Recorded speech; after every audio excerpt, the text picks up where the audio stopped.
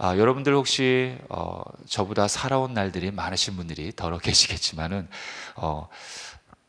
특히 우리 여성 성도님들 여태까지 나는 살아오면서 다이어트 한 번도 난 해본 적이 없다. 한번 손 한번 들어보십시오. 예, 손을 안 드는 거 보니까 한 번 이상씩은 누구나 다 이 다이어트를 해보셨을 것입니다. 정말 이 다이어트의 성공은 모든 인류의 소망일 것입니다. 사람들은 끊임없이 이 살과의 전쟁을 합니다. 하지만 그럼에도 불구하고 많은 사람들이 실패를 합니다. 그런데 그 실패를 하는 이유를 이 전문가들이 분석을 했는데, 물론 뭐 여러 가지가 이유가 있겠지만은 그 다이어트에 실패하는 이유가 그 체중을 못 빼서가 아니라 빠진 체중을 유지하지 못하기 때문이라고 합니다. 이해가 가십니까? 예, 맞는 말 같죠? 제 주위에도 보면은 이 다이어트에 성공한 분들을 저도 이렇게 종종 보긴 합니다만, 문제는 다이어트에 성공을 해도 이렇게 한두 달 지나면 다시 또 예전 모습으로 돌아가더라고요. 그만큼 이 줄어든 체중을 유지하는 것이 굉장히 어렵다고 한답니다. 그런데 이 믿음이 똑같습니다, 여러분. 우리가 어느 정도 성장한 믿음을 갖고 이것을 끊임없이 유지하는 게요, 굉장히 어렵다는 거예요. 그런데 의외로 많은 그리스도인들은 자신의 믿음을 그냥 방치합니다. 그냥 내버려 두어도 되는 것, 그게 자기의 마음이나 또는 믿음이라고 생각한다는 거예요. 그냥 믿음은 내가 한번 쌓아놓으면 그냥 저절로 유지되는 거 아닌가? 내가 목사니까, 내가 집사니까, 내가 뭐 장로니까, 뭐 믿음 여태까지 쌓아놓은 거 뭐 별탈 없이 유지된 거 아닙니까? 천만의 만만의 말씀입니다. 많은 그리스도인들이 이 착각 속에 빠져서 자기 믿음을 그냥 내버려 두고 방치함으로 인해서 자신의 믿음이 퇴보하고 있다는 사실을 전혀 인식하지 못하고 있어요. 여러분, 30년 교회에 나온 그러한 성도님도요, 교회에서 나오는 이 1,000원짜리 간식 하나 못 받으면 시험 들어서 교회를 옮깁니다. 여러분 웃지만 이런 일들이 비일비재하다는 거예요. 이게 우리의 모습이라는 겁니다. 우리는 내가 믿음을 많이 쌓았다고 생각했지만 참 작은 것에도 시험이 든다는 거예요. 그래서 우리는 그 누구도 자신의 믿음에 관해서는 교만해서는 안 된다는 것입니다. 늘 조심하고 잘 지켜야 한다는 거예요. 믿음은 우리를 구원의 길로 인도하는 아주 중요한 열쇠이기 때문에 항상 지켜야 한다는 것입니다. 그래서 우리는 이 우리의 구원이 완성되는 마지막 그날까지 믿음이 무너지지 않도록 견고하게 잘 지켜야 한다는 거예요. 우리는 이미 구원받았지만 완성되진 않았어요. 예수 그리스도께서 재림하시는 그날 모든 것이 완성됩니다. 물론 우리는 지금 예수님을 나의 구원자로 믿었기 때문에 구원은 받았지요. 그러나 완전한 구원은 아닙니다. 지금 예수님처럼 우리가 변화되어가는, 성화되어가는 모습이기 때문에 완전한 구원의 그 완성은 예수님께서 심판하시는 그날, 재림하시는 그날 이루어진다는 거예요. 그래서 그날까지는 끊임없이 원수마귀가 우리를 넘어뜨리기 위해서 끊임없이 공격을 한다는 것입니다. 그래서 우리는 지켜야 한다는 거예요. 그날까지는요. 그래서 오늘 주님께서 오늘 이 재판관의 비유를 통해서 우리에게 바로 그 점을 오늘 강력하게 경고하고 있는 것입니다. 오늘 우리가 처음에 읽었던 그 재판관의 비유는 우리가 익히 잘 알고 있는 내용입니다. 자, 이 비유에 보면요, 두 사람이 등장을 하는데 처음에는 재판관이 등장합니다. 아마도 이 재판관은요, 유대인 재판관은 아니었을 것입니다. 왜냐하면 그때 당시 일반적으로 그 유대인 사이의 송사 문제는 대개 이 장로들에게 찾아갔지 이 공공법정에 찾아가지 않았기 때문입니다. 그래서 추측하건대 이 비유에 나오는 재판관은 로마 정부로부터 이 유대에 파견된 그런 판사였을 것이다, 이렇게 추측하고 있습니다. 그런데 이때 당시 이 이스라엘에 파견된 이런 판사들은요, 다 이 악명 높은 판사들이었습니다. 왜냐하면은 뇌물 안 받으면 소송 해결해 주지 않았거든요. 다 뇌물이었어요, 이때는. 그래서 이때 당시에는 이 공의라는 이 시스템이 제대로 작동되지 않았던 시대입니다. 지금도 마찬가지죠, 사실. 우리나라도 보면 비슷하지 않습니까? 이 어떤 이 정치적인 목적으로 인해서 이 불이한 판결을 내리는 경우가 뭐 과거로부터 지금까지 많다는 것입니다. 그래서 죄도 없이 억울하게 피해를 보는 사람들이 많이 있어요. 이 모든 것이 이 땅에서도 지금 공의가 제대로 완전하게 작동하지 않는다는 것입니다. 이게 우리 인간의 한계라는 거예요. 우리가 아무리 공의롭게 하려고 해도, 아무리 정의롭게 하려고 해도 하기 싫어서가 아니라 공의롭게 하려고 해도 완전하지 못하다는 거예요. 왜요? 완벽하게 잘 하려고 해도 뭐가 없기 때문에? 능력이 없기 때문에 그래요. 완전한 공의와 완전한 그 선을 이룰 만한 그 능력이 우리에게는 없다는 거예요. 왜냐하면 죄인이기 때문에 그렇다는 것입니다. 그래서 전도서 3장 16절에 이러한 부분을 잘 나타나고 있습니다. 자, 함께 읽겠습니다. 시작.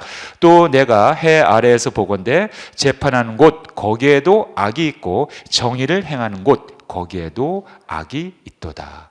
그래서 우리는 완전한 공의를 이루실 수 있는 유일한 바로 하나님만을 의지해야 한다는 것입니다. 우리가 이 땅에 살아갈 때 얼마나 억울한 일을 많이 겪습니까? 우리의 억울함을 근본적으로 풀어줄 수 있는 분은 바로 하나님밖에 없다는 거예요. 자, 이 비유에서 또 두 번째로 등장하는 인물이 있죠. 바로 과부 여인입니다. 이 여인은요, 가난하고 자신을 지킬 수 없는 그 힘없는 사람들의 상징입니다. 이것은 곧 죄 가운데 무너진 모든 인간들을 상징할 수도 있어요. 저와 여러분들 말입니다. 그런데 이 여인에게는 뇌물을 바칠 만한 그런 물질이 없었던 거예요. 그래서 공의로운 판결을 얻어낼 가망이 전혀 없는 상태, 그것이 바로 이 비유에 나오는 과부 여인이었다는 것입니다. 그런데 이 여인에게는 한 가지 무서운 그러한 무기가 있었습니다. 그것은 바로 포기하지 않는 끈기가 있었다는 거예요. 그래서 이 재판관에게 비록 자기가 뇌물은 없지만 끊임없이 찾아가서 이 판결을 해달라고 요구했던 것입니다. 어느 정도였느냐? 이 재판관이 아주 지겨워서 지칠 때까지 끊임없이 찾아갔던 것입니다. 이 여인에게는 다른 대안이 없었어요. 뭐 뇌물을 바칠 만한 것도 없습니다. 돈도 없어요. 백도 없어요. 아무런 배경도 없었기 때문에 오로지 이 재판관을 찾아갈 수밖에 없었다는 것입니다. 그리고 또 한 가지 이유는 이 재판관이 비록 뇌물을 밝히는 그런 탐욕스러운 재판관이었지만 이 재판관만이 자신의 원한을 풀어줄 수 있는 권세가 있다는 걸 알았기 때문에 끊임없이 찾아가서 요구했던 것입니다. 그래서 이 여인은 절대로 포기하지 않고 끊임없이 지속적으로 이 재판관을 괴롭혔습니다. 이 재판관은 이 여인을 만나고 싶었을까요? 아니었을까요? 절대로 만나주기 싫어하죠. 왜냐하면 뇌물을 가져오지 않았기 때문에 이 재판관은 사실 이 여인을 만나고 싶지 않았습니다. 하지만 이 재판관은 이 여인의 그 끈질김에 결국에는 두 손 들고 그녀의 원한을 풀어줍니다. 재판을 해주지 않았다가는 오히려 자신이 더 괴로울 거라 생각했던 것입니다. 자, 오늘 읽었던 본문 5절에 보면 이 재판관의 독백이 나옵니다.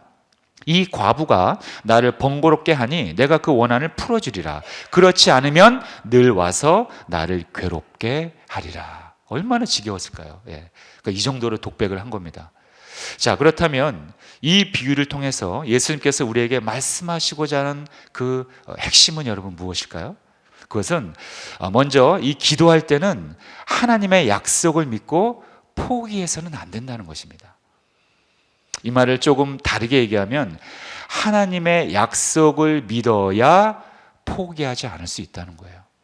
여러분, 의외로 우리 주위에 보면요, 우리 뭐 신동탄 교회는 그런 분들이 없어서 잘 모르시겠지만 의외로 많은 분들이 이 기도를 중간에 포기합니다. 설마 하나님께서 이 기도 들어주시겠어? 1년 동안도 안 들어주신 기도인데 뭐 내가 지금 뭐 잠깐 뭐 반짝한다고 뭐 들어주시겠어? 다른 기도나 해야지. 계속 기도의 제목을 바꿔요. 왜? 응답이 없기 때문에. 그래서 오늘 비유를 통해서 주님은 포기하지 않고 인내와 끈기를 가지라는 거예요. 저렇게 탐욕적인 재판관도 한 과부의 끈질긴 요청으로 인해서 원한을 풀어주었는데 하물며 하나님께서 그 자녀들이 끈질기게 기도한다면 들어주지 않겠느냐. 이거를 지금 강조하고 싶은 거예요. 여러분, 하나님은 어떤 분이십니까? 우리를 사랑하사 독생자를 우리에게 보내주신 분이에요. 그리고 하나님은 우리를 죽기까지 사랑하시는 분입니다. 그만큼의 가치가 우리에게 있다는 거예요. 그러므로 하나님은 우리의 기도를 외면하실 이유가 전혀 없어요, 여러분. 아들이신 예수님까지 우리 위해 주셨는데 그 밖에 주지 못할 것이 여러분 무엇이 있겠습니까? 너무나 아름다운 하나님의 말씀이죠. 로마서 8장 32절. 자, 시작. 자기 아들을 아끼지 아니하시고 우리 모든 사람을 위하여 내주시니가 어찌 그 아들과 함께 모든 것을 우리에게 주시지 아니하겠느냐. 그러므로 우리가 기도하는 것은 반드시 하나님께서 응답해 주심을 우리는 믿어야 합니다. 이 믿음을 근거로 포기하지 않고 지속적으로 하나님께 간구해야 한다는 거예요. 그냥 자신의 어떤 신념이라든가 어떤 자신의 어떤 끈질긴 내 배짱으로 하나님 앞에 매달리는 것이 아니라 하나님의 저러한 약속을 근거로 지속적으로 기도해야 한다는 것입니다. 그래야 포기하지 않는 믿음이 생겨난다는 거예요. 당장 기도의 응답이 없더라도 절대로 절망하면 안 됩니다. 하나님의 성품을 우리가 정말 100% 신뢰한다면 끝까지 기도할 수 있다는 거예요. 이것이 우리가 생명처럼 소중히 여겨야 할 우리의 중요한 믿음이라는 것입니다. 우리는 기도를 한다고 하지만 중간에 포기하는 사람들을 제 입장에서 볼 때는 엄청나게 많이 경험합니다. 그런 사람들의 공통점은 아무리 이런저런 변명을 하더라도 아무리 이런저런 환경의 변명을 얘기하더라도 결론은 그거예요. 하나님의 약속을 완전히 신뢰하지 못하는 거예요. 하나님의 그 신실하신 성품을 근거로 기도한 것이 아니라 자기의 성품, 어떤 자기의 신념 이것 갖고 자꾸 매달렸기 때문에 자기가 자기 풀에 죽은 것입니다. 그래서 하나님께서는 우리가 극심한 환난 가운데 있다 할지라도 절대로 절망하지 말고 하나님을 찾으라고 익히 우리에게 성경을 통해서 약속해 주신 거예요. 자, 시편 50편 15절에 뭐라고 나와 있습니까? 환난 날에 나를 부르라. 내가 너를 건지리니 네가 나를 영화롭게 하리로다. 그래서 우리는 기도할 때 하나님이 어떤 분인지 알고 기도를 해야 한다는 거예요. 그래야 하나님의 뜻대로 기도가 되는 것입니다. 왜냐하면 우리가 하나님이 어떤 분인지 어떤 약속을 했는지 모르는 상태에서 그냥 막연하게 추상적으로 기도하면은 하나님의 뜻에 맞지 않는 기도를 할 수가 있다는 거예요. 때로는 막 악한 기도를 할 때가 있다는 거예요. 내 유익을 위해서만 기도한다는 거예요. 내 유익을 위해서 기도를 하게 되면요, 누군가가 피해 볼 수가 있거든요. 근데 누군가가 상처받고 피해보고 아파하고 망하는 것에는 관심이 없어요. 내가 응답을 받아야 되기 때문에. 이것은 하나님의 뜻이 아니죠. 그래서 우리는 하나님의 뜻대로 기도해야 응답이 온다는 것입니다. 그냥 아무렇게나 기도하면 안 된다는 거예요. 왜냐하면 내가 생각하는, 내가 계획하는 내 뜻은 역시 완전하지 못하기 때문에 우리는 하나님의 뜻대로 기도해야 한다는 것입니다. 자, 요한일서 5장 14절 함께 읽겠습니다. 시작. 그를 향하여 우리가 가진 바 담대함이 이것이니 그의 뜻대로 무엇을 구하면 들으심이라. 하나님의 뜻대로 구할 때 하나님이 들으신다는 거예요. 물론 우리가 하나님의 뜻을 다 알고 기도한다는 건 사실 쉬운 건 아니에요. 하지만 그렇다고 해서 전혀 불가능한 것도 아닙니다. 왜냐하면 하나님은 우리와 끊임없이 대화하는 것을 좋아하시고 그거를 원하시는 분이세요. 그래서 하나님은 우리에게 무엇을 주셨습니까? 그래서 우리에게 성경을 주신 것입니다. 성경을 통해서 하나님께서 우리에게 하고 싶은 말씀들을 다 이미 해놓으셨다는 거예요. 그래서 우리는 성경을 통해서 하나님의 뜻을 충분히 우리는 발견할 수 있다는 것입니다. 그래서 예수님이 우리에게 말씀하셨잖아요. 내 말이 너희의 그 심령 안에 거하면 그때 너희들이 기도할 때 응답이 이루어지는 거야. 자, 요한복음 15장 7절. 자, 시작. 너희가 내 안에 거하고 내 말이 너희 안에 거하면 무엇이든지 원하는 대로 구하라. 그리하면 이루리라. 하나님의 말씀이 우리의 생각과 가치관을 지배해야 한다는 거예요. 그것이 전제 조건입니다. 즉 주님의 말씀이 우리의 생각 속에 가득하다면 주님의 뜻대로 기도가 되어지기 때문에 당연히 응답이 올 수밖에 없다는 거예요. 하나님의 말씀이 내 생각과 마음을 지배하지 못하고 있을 때 그때는 내 인간적인 생각으로 기도하기 때문에 자꾸 하나님의 가치관과 부딪히는 거예요.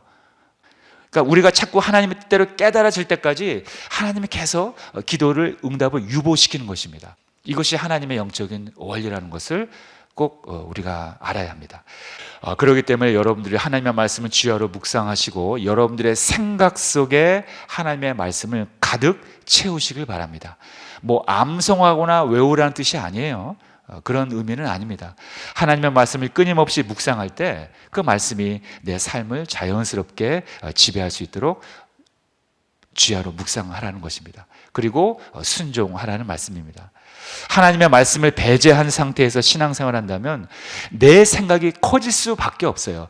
하나님의 가치관이 내 가치관에 들어오지 않았기 때문에 자꾸 인본주의적인 생각이 커지기 때문에 하나님보다 이 세상이 더 크게 보여집니다. 물질, 어떤 권세, 어떤 세상의 권력, 이게 더 크게 느껴져요. 세상의 유행, 세상의 문화, 이런 것들이 하나님의 가치관보다 더 크게 느껴지는 것입니다. 그래서 이 하나님의 말씀에 지배를 당하지 않는 사람들은요, 교회를 다녀도 여전히 세상적 문화에 휩싸여서 거기에 동조를 하는 것입니다. 여러분들 꼭 하나님의 성품에 근거해서, 약속의 말씀에 근거해서 지속적으로 기도하시는 여러분들 되시길 주님의 이름으로 축복합니다. 자, 그런데 오늘 읽었던 이 재판관의 비유 마지막 8절을 보면요, 다소 충격적인 말씀을 주님께서 하십니다. 그게 무슨 말씀이냐면은, 그러나 인자가 올 때에 세상에서 믿음을 보겠느냐. 자, 여태까지는 이 과부 여인의 끈질긴 지속적인 요청으로 인해서 재판관이 소송 그 원한을 풀어 주었어요. 해피엔딩이에요. 그렇기 때문에 얘들아, 너희들 이제부터 끈질기게 기도하라. 그럼 응답이 올 거야. 여태까지는 무슨 말인지 알겠어요. 근데 주님께서 그러나로 시작합니다. 그러나 인자가 올 때 세상에서 믿음을 보겠느냐.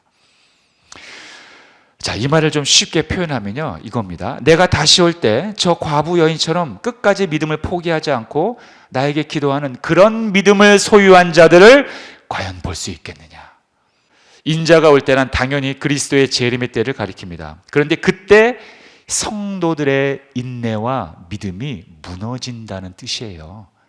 하나님의 약속을 신뢰하지 못하고 수많은 그리스도인들이 뭐 이런저런 이유를 대가면서 다 포기하고 다 떠나가고 기도하지 않고 세상의 그 가치관에 휘둘려 살아간다는 것입니다. 참 슬픈 얘기입니다. 여러분, 처음에 시작은 좋아요. 누구나 시작은 좋아요. 그러나 이런저런 이유로 인해서 그동안 수십 년간 쌓아놓았던 그 소중하고 아름다운 인내와 믿음을 마지막 때는 많은 그리스도인들이 다 빼앗긴다는 거예요. 이것이 바로 예수님의 예언입니다. 그래서 주님께서는 인자가 다시 올 때, 내가 다시 올 때 과연 저 과부 여인처럼 끝까지 하나님을 신뢰하는 그 믿음을 포기하는 자들을 내가 몇 명이나 보겠느냐, 이렇게 반문하시는 거예요. 이것이 오늘 재판관 비유의 핵심입니다. 아주 중요한, 우리에게 경각심을 주고 있는 거예요. 마지막 그날까지 그래서 우리는 믿음을 지켜야 한다는 거예요. 언제까지요? 마지막 그날까지요. 마지막 그 순간까지, 마지막 그날까지가 우리가 지켜야 하는 그 기간이라는 거예요. 여러분들은 어떻게 생각하십니까? 나는 그래도 좀 믿음이 좀 있다고 생각했는데, 여러분, 주님은 우리를 그렇게 보고 있지 않아요. 마지막 시대예요. 이것은 우리를 향한 아주 엄중한 주님의 경고입니다. 처음만 반짝하는 믿음이 아니라 언제까지요? 마지막 그날까지 하나님을 끊임없이 찾고 붙잡는 사람을 주님은 면밀하게 보고 계시다는 거예요. 그러므로 우리는 다시 한번 진리의 허리띠를 메고 인내하면서 우리의 믿음을 아주 소중하게 여기며 지켜야 합니다. 어느 정도로 지켜야 할까요? 여러분, 생명을 걸고 지켜야 합니다. 생명을 걸 정도로, 그 정도로 우리가 지독스럽게 내 믿음을 지켜야 한다는 거예요. 그 정도의 각오가 없으면 쉽게 무너지는 거예요. 교회를 떠난다는 거예요. 왜 우리가 그런 작은 시험에 무너지고 그 아름다운 주님이 주셨던 그 믿음을 우리는 왜 다 까먹어야 할까요? 여러분, 오늘 주님께서 마지막 때 내가 믿음을 가진 자들 볼 수 있겠느냐? 이 말씀은요, 불신자들한테 한 얘기가 아니에요. 저나 여러분들과 같은 이런 그리스도인들에게 하는 말씀입니다. 여러분, 주님은 우리의 죄값을 갚아주기 위해서 십자가에서 죽으신 분입니다. 우리를 위해 생명을 바쳤다는 거예요. 그렇다면 이렇게 우리를 위해서 죽기까지 사랑하셨는데 우리가 그 어떤 이유를 들어대면서 믿음을 포기할 만한 이유가 과연 있을까요? 없다는 거예요. 우리가 아무리 주님 앞에 나아가서 주님, 내가 이러한 환경이기 때문에 나는 포기할 만하지 않습니까? 주님, 내가 지금 10년 동안 응답을 못 받았는데 좀 기도 잠깐 쉬어도 되지 않을까요? 주님, 이 정도로 내가 마치 욥처럼 내가 지금 고난을 받고 있는데 이쯤 되면 내가 잠깐 좀 방학 좀 해도 되지 않을까요? 주님 이해하시죠? 이렇게 과연 주님 앞에 변명을 할 수가 있을까요? 주님은 우리를 위해서 그 끔찍한 살점에 뜯어지는 피가 서서히 심장에서 빠져나가는 그러한 십자가의 고통을 당하면서 우리를 위해서 죽으셨는데, 또 죽으시면 안 되는 죄가 없으신 분이 우리를 위해서 죽으셨는데 우리는 그 어떤 변명과 핑계를 대면서 믿음을 포기할 수 있을까요? 아니라는 거예요. 결론은 하나님의 사랑을 거부하는 불순종에서 출발한 변명이라는 것입니다. 여러분, 하나님의 사랑, 하나님은 우리를 위해서 독생자를 주신 그 아름다운 사랑을 기억한다면 우리는 신뢰하지 않을 수가 없다는 것입니다. 그러므로 여러분, 힘들고 포기하고 싶을 때 십자가의 은혜, 십자가의 사랑을 다시 한번 회복하시길 주님의 이름으로 축복합니다. 여러분, 우리는 아주 잘못된 신앙의 습관이 한 가지 있습니다. 그것은 바로 오늘 설교의 제목처럼 어제의 믿음으로 오늘을 살려고 하고 있어요. 어제 받은 은혜로 오늘을 버티려고 하는 습성이 있습니다. 여러분, 어제는 지나간 과거인데 어제 받았던 은혜로 오늘의 고난을 해결하면 안 된다는 거예요. 여러분 잘 들으세요.